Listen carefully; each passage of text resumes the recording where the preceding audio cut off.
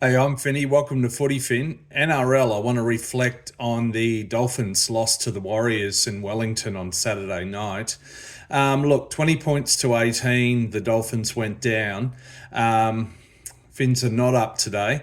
Look, on the one hand, you'd say ahead of the game, Dolphins go to Wellington, play in front of a packed out crowd of 43,000, mostly New Zealanders, against the red hot Wars. And I tipped the Wars to win this one.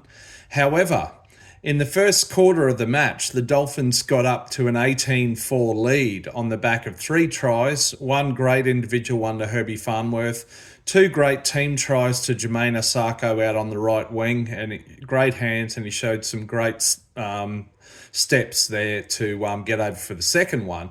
18 points to 4 up at the 21-minute mark. Then they do not score for the remainder of the match, and 18-6, sorry, and then the Wars score 14 unanswered points to come away with a 4-3 win. It's actually really disappointing, to be fair to you. And in my mind, no one helped ensure the Wars get a win more than Tom Flegler. In the 63rd minute, he does a clumsy off-the-ball charge, that results in a head clash, and he gets 10 minutes in the bin. And then with just several minutes remaining, with just 2 or 3 tackles down for the Finns, he does he's supposed to be a decoy runner. He times his run wrong, and is too slow off the mark and basically goes to catch a ball. Dummy half John Plath was clearly frustrated at him because he'd got the play wrong. It's just really disappointing, to be fair. Look, I've come away not happy with that. With 20 seconds to go, Jermaine Osako, who's playing in the country of his birth, by the way, almost nailed a 40-metre plus field goal that would have been a 2-point field goal to tie it up and take it to golden point, but it went just a bit wide of the posts. We've got to remember the Finns here were playing with basically their third choice 5/8, Trey Fuller. Now, Trey Fuller's a great player. Exciting player. I love watching him play. He's really not a 5/8 though. He's an outside back, a fullback, or perhaps a winger with the hammer at fullback. And look, this brings me to a bigger point that's been puzzling me for a while now, so I might as well bring it up. What is the Finns' long-term plan for 5/8? It's one of the most important positions on the field. Of course, Isaiah Katoa is halfback and captain. He's locked in long-term at the club. But in their fourth season, the Finns have still got quite old journeyman Cody Nikorima running around as the first choice 5/8.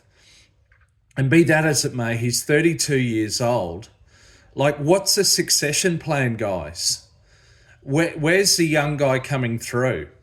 Now, I've learnt something this weekend because the Finns have picked up Brad Schneider, who previously played with the Panthers.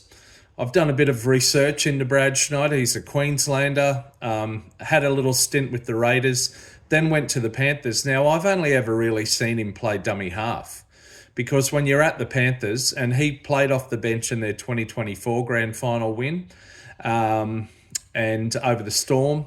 And when you're at the Panthers at the time that Cleary and Luai were both there, you're not really going to get much of a look in the half. So he played more dummy half as far as I could see. But he actually is originally a halves player. So he's 25 years old. He's played about 50 NRL games. He's had a stint in England with Hull Kingston Rovers. So is he the next man up? Because Nikorima, he's had a decent career with the Broncos. I believe he played in the 2015 grand final loss. He's a bit of a journeyman. He's had time with South. He's had time with the Wars, I believe. Look, he's a solid enough player, but he's not a player for the future. He's not going to get the Finns into the top 8 and above and get them to a grand final by any means. So, yeah, what is the plan, lads? Is it Brad Schneider? If it is, start playing him more. He was actually named to play at 6 in last night's game. I don't know if it was a late injury or a strategic change, but he didn't end up playing at all.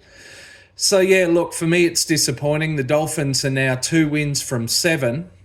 They're down close to the bottom of the table. Only the winless Dragons are below them, and that's nothing to brag about. They're level there with the Storm and the Titans. If the Titans were to have a win, if they're playing today, they'd jump above them. Storm, incidentally, are having a horror run. But, yeah, the Dolphins are down there with Storm. So, come on, Finns. Please. I thought this was the year we were going to make the top 8. Anyway, it's pretty disappointing. On the one hand, a good effort to take the Wars all the way down to the final siren and a 2-point loss in Wellington in front of a full crowd. But, yeah, you're 18-4 up after 21 minutes, and then you don't score a point for the next final 60 minutes of the game. Yeah, I'm not liking it. Fins down. Anyway, that's it from me.